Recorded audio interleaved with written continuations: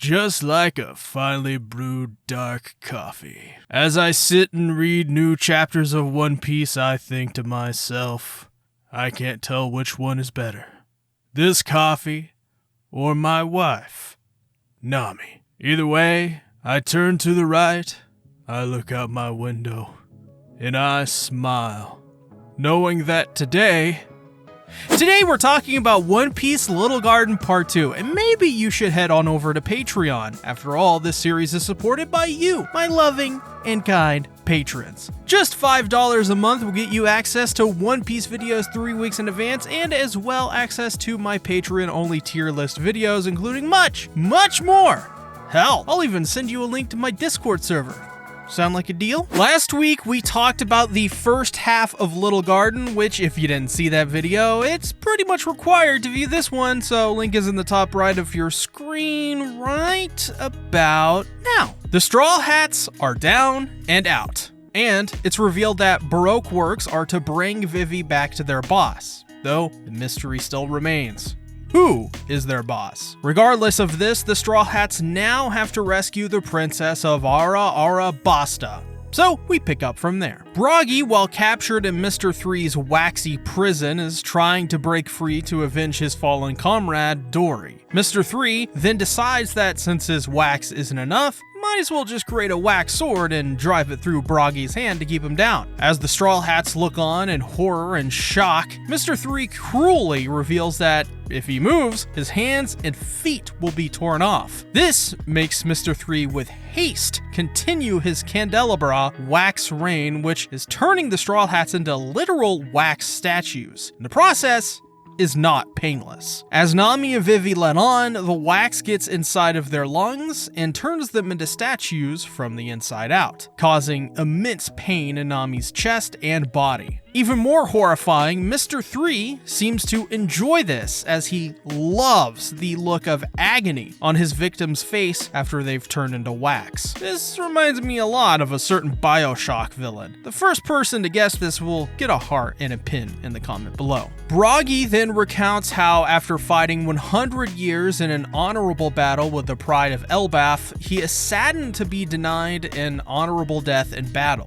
Though, it just keeps getting worse as everyone under the wax rain is now panicking, turning more and more into wax in the process. Though Zoro, oddly enough, proposes he cut off his own legs to fight, because he believes that if they're going out, might as well put up the ugliest fight you possibly can. I like this from Zoro because I agree. If you're going to die, make it the most miserable experience for the other person to kill you. There is nothing more cool than laughing in the face of a certain demise, and that's exactly what Zoro is doing here. He's denying his fate despite it seemingly being chosen for him. Another point, however, and I don't know if this is a talking point amongst the community, but I like how they sit and just watch these four die rather than kill them immediately. Mr. Three's abilities seems to be so certain that they would just sit and watch, giving evil monologues and the sort. In this instance, this works because they're all under the assumption that they're gonna die. This is now unavoidable, though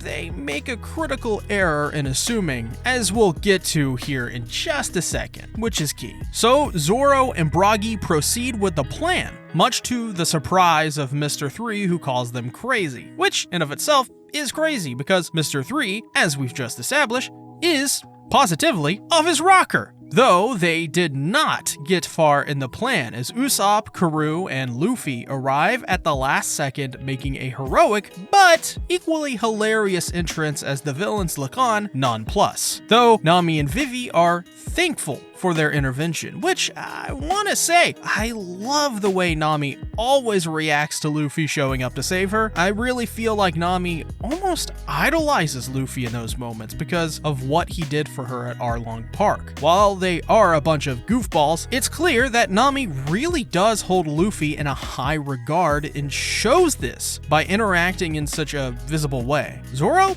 is chill about it. Vivi is surprised to see Karoo, but none of these really compares to Nami's reaction. So Nami tells Luffy to destroy the pillar of wax behind them, and we see that Zoro had gotten about halfway through hacking his leg off. Despite that, he says it's no problem. Yeah, Zoro is a mad lad. So we get the climactic battle. Luffy versus Mr. 3.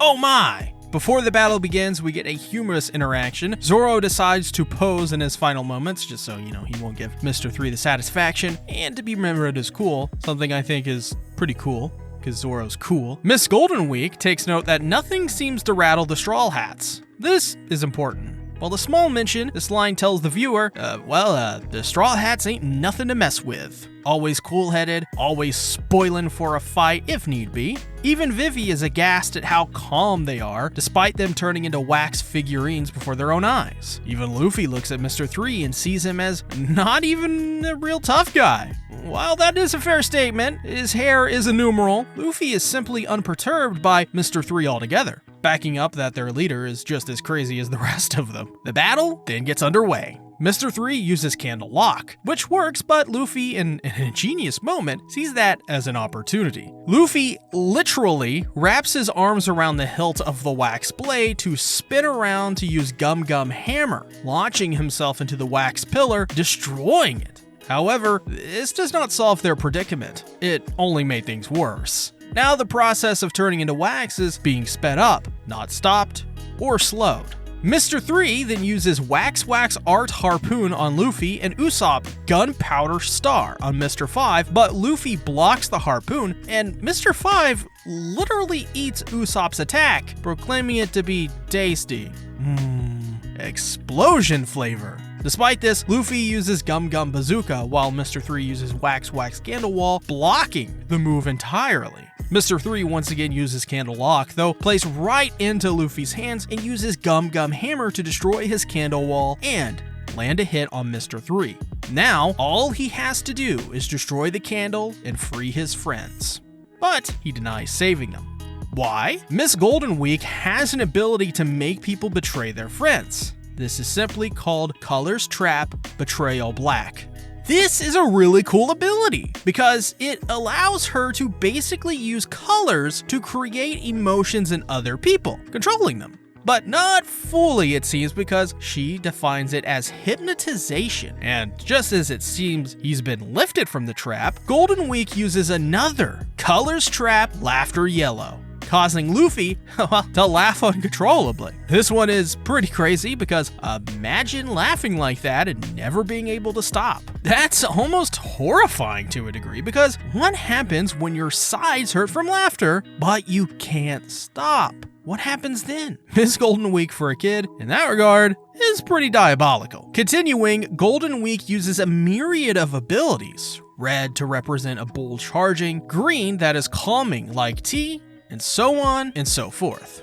It's pretty creative, though Usopp is to the rescue, even taking on Mr. 5's flintlock revolver and Nespalm double cannon, which sorta looks like the final flash from Dragon Ball Z. As for Luffy, to break the hypnotization of the green colors, he simply rips off his shirt out of anger. Back on the Going Merry, Sanji, all by his lonesome, is wondering where everyone else is. So he goes and starts looking for them. In the forest, he finds a wax shack of sorts. Back at the fight, Mr. 3 summons a literal wax-like mech suit? It's called Candle Champion, which is really powerful, taking down a criminal worth 42 billion berry. He even calls it his masterpiece, the wax being as resilient as steel, so it's no slouch. The two continue their battle. Championship fight Little Garden versus Gum Gum Stamp. The attack is negated, though Usopp reminds Luffy that heat can melt wax. Now, they only have 30 seconds until the Straw Hats, encased in wax,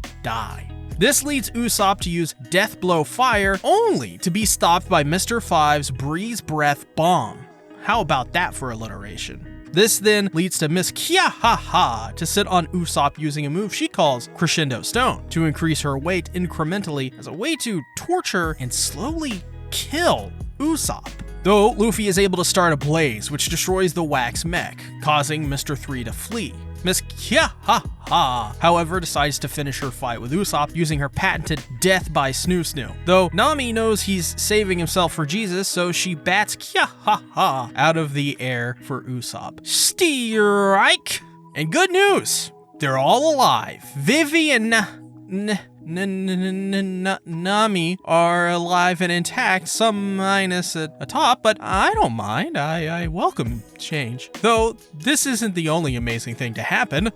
Usopp fires Death Blow Exploding Star, and harkening back to one of the earliest chapters, it works against Mr. 5 because it's hot sauce. A joke that was simply made to make Usopp look like a fool came back around countless chapters later to have him save the day. Brilliant work, Oda.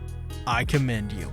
Zora then uses Flaming Oni, Giri, and Bragi gets up from his former wax prison, now free to fight. However, Luffy running through the forest comes upon Mr. 3 and Mr. 3, and another. You get the point. Mr. 3 is able to use wax clones, so while boasting, Luffy simply uses Gum Gum Stamp to knock out Mr. 3. How did he find out that this was the real one? Instinct. This is another thing where I don't know how people reacted to this when they first read it, but I think people would probably have seen Luffy as using his instinct to win that fight maybe a little lazy. But in my opinion, it's not for me. This is simply because this is Luffy's character to a T. He goes off on instinct, so why not use it everywhere? The chance of him landing that blow was slim, but you have to start somewhere, so why not hit the one that's talking first? And it just so happens that the one talking was Mr. 3 himself. I can see people having an issue with this, but to me, it fits with Luffy's character at the very least. However, Sanji, still in the wax shack, gets a call. It's from their boss, Mr. Zero. While that's happening, it turns out that Dory is alive. And it seems impossible, but maybe not so surprising, as the swords they have been using haven't been maintained for 100 years. Devil is in the details, and this most certainly saved Dory's life if it were any other refined weapon. Though, as for Mr. Zero, Sanji is able to piece together that he is one of the 7 warlords, and he's not too happy with Sanji talking back to him. Though Sanji is able to fool Mr. Zero, and he informs him that the Unluckies are on the way to deliver an eternal pose to Ara Ara Basta. I was wondering how they'd get there, so this is an interesting development. Though it seems that Sanji's able to take out the Unluckies rather easily. I guess you can say luck was not on their side. Not only that, but he informs them that the most crucial part of their plan is in Arabasta. Though, it doesn't matter, because Mr. Zero wants Mr. 3 and Miss Golden Week disposed of. None other than by Mr. 2, the man that Mr. 3 hates. We do get an idea of the kind of leader Mr. Zero is, however, which is to say, ruthless and cold. He believes that all of his men are replaceable and even threatens Miss All Sunday, who seems to work pretty closely with him, though Sanji is able to get the eternal pose to Ara Arabasta regardless. Though, when we switch perspective to Smoker and Tashigi, who are selling the seas in search of the Straw Hats, they use a black transponder snail, which, similar to the phone that Sanji used to communicate with Mr. Zero, is freaking strange. Apparently, these snails are able to listen in and relay things people say. Didn't realize Gary the Snail did more than barking, but that's cool. They're able to pick up on a few garbled keywords, however. Princess Vivi, Straw Hats, Mr. Zero, and orders directly. I'm sure none of this will be misinterpreted. Tashigi then questions the swordsman they captured, Mr. 11. Is he related to the Baroque organization? In short, he says no. But he's a bad liar. He is. Smoker got him with the oldest trick in the book. So because of Princess Vivi, they set their sails to Ara Ara Basta in search of the Straw Hats. Back on Little Garden, Vivi blames herself for what happened, though Nami is quick to correct that, which is neat to see. Shows that Vivi has a little bit of a guilty conscience, but Nami and the Straw Hats have been through much, much worse and much less unfazed. Now they have to focus on spending a year on the island, but who other than Sanji to come running in with the eternal log pose to Arabasta. I loved Vivi's response to this because she latches on to Sanji for a big hug, which causes Sanji to freak out because girl, ooga booga. Though I liked this piece of art. It really showed the desperation in Vivi and how relieved she was to hear this from Sanji. It was cute. Not cute, however, is when Zoro and Sanji can't decide who caught the bigger animal, Zoro's rhino or Sanji's lizard. Who do you think won? Drop a comment.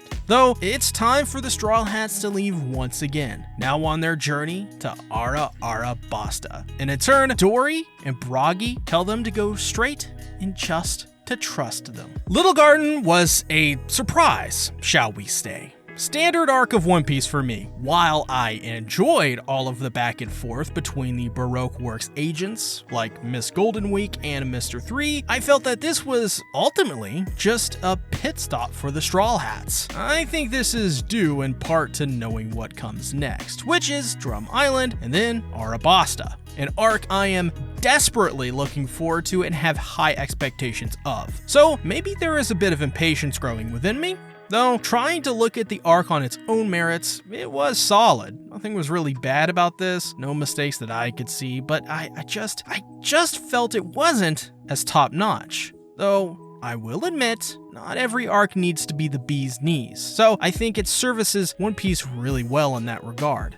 Let's take, for example, all of the new things it introduced to One Piece, even though it wasn't as many as previous arcs. We got a huge fleshing out of the Baroque works, including Miss Golden Week, Mr. 3, and Mr. 0. The latter two were pretty solid antagonists for these past couple of arcs, and I felt were well done. Miss Golden Week's ability is, by far, some of the most creative and innovative abilities I've seen in recent memory, and Mr. 3 for the hair alone is memorable, though maybe not standing out beyond that.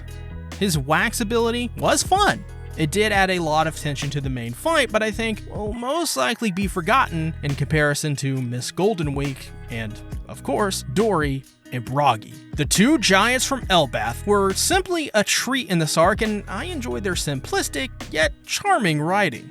Especially from Bragi, who went through an entire emotional arc after seemingly killing his friend Dory. Then as well, we learned that they were part of a pirate group of giants, which not sure if the Straw Hats will ever confront, but if they do, oh, may God speed. Mr. 0 does seem interesting too, though not too much to go on despite he and Miss All Sunday working closely, which makes me theorize that she'll betray him in the Arabasta arc or upcoming Drum Island arc. I do wonder how Vivi will play into this as well, if she'll confront Mr. 0, though we'll just have to see. So, let's cut to the chase. What am I rating this arc of One Piece? As I've discussed in the previous videos, you guys have really mentioned that I am rating a lot of these arcs higher than others. Thankfully, you guys are pretty accepting of me and respect my opinion, so you let it slide. But me? I do feel I'm overrating these arcs a tad too high for what they are. So, rereading this arc a couple more times and letting it sit for a while, I think Little Garden is a solid C on the tier list. The reason for this is quite simple. It's not this monumental arc that Arlong Park was, but I also don't think it needed to be, and thus serviced the story and world building of One Piece really well. We got a couple new things, new races, new antagonists, Nami without a shirt, lots and lots of new and entertaining things. Though I do think this arc will be more or less forgotten and probably underrated to the bigger arcs coming, and probably for good reason considering what's on the horizon. If I could describe this arc in one sentence, it'd be this. Little Garden is fun, but it is there to build, not blow up. Obviously, if you enjoyed this video, give it a like and consider becoming a patron to get access to my 3-part Drum Island blind review right now. That's right. As well, I want to thank all of my patrons, including the plethora of new patrons I gained from last video. Your guys' continued support of my Patreon makes me want to produce more and more unique One Piece content for it, and I already have been, as I've been producing tier list videos, which are exclusive to that platform. There is more to come. Thank you guys for your support. I love you all. And thanks for watching this video. But we're not done yet. As the Straw Hats sail forward, they are confronted by the all-powerful Island Eater, a gigantic goldfish that literally swallows islands whole. Feared throughout the world of One Piece, Island Eater was so big that even Dory and Broggy landed on it, taking it for an island. What's more amazing is that they showed the scale of Dory and Broggy to the Island Eater, which makes them and the island look like, well, a little garden, ironically enough. Though the two want revenge against the Island Eater, so they both fight together, using their move Hakoko Sovereignty, putting a hole in the Island Eater and launching the Going Merry, putting them on their path to Ara Ara Basta. As the two giants of Elbath throw away their broken weapons, we learn of their past. Before, Dory and Elbath partook in degeneracy and piracy, enjoying what life had given them. They talked of a huge sea monster that they had both claimed to be bigger. They fought over whose catch was truly the biggest. After all of this time, they had forgotten what they fought over, and it was just a petty squabble between whose catch was bigger. Makes me think Zoro and Sanji, sort of been passed on with this curse. On the Going Merry, Nami hands over responsibilities to Vivi as she's tired from their adventure, though is excited to finally get Vivi home. Though the crew enjoyed their little bit of peace, as Sanji makes them coffee and Zoro continues his training to stop what happened back there ever happening again. On Sandy Island, where the kingdom of Ara Ara Basta is located, Mr. 2 gets ready for his attack on Mr. 3, sporting a swan suit? Though things go from peaceful to worse when on the Going Merry, Nami suddenly collapses. She has a burning fever, which is not good to have in the middle of the sea. I'm excited for what comes next in the Drum Island arc, as Nami is sick and is in danger, which likely will cause the Straw Hats to either take a detour or make their way to Arabasta much quicker. As well, Mr. 2 seems interesting. I'm eager to see what his ability is, if he has one. But with that being said, head on over to my playlist of all of my One Piece videos so far. I'll meet you there. Thanks for watching. Next time, this and much more on the adventures of One Piece.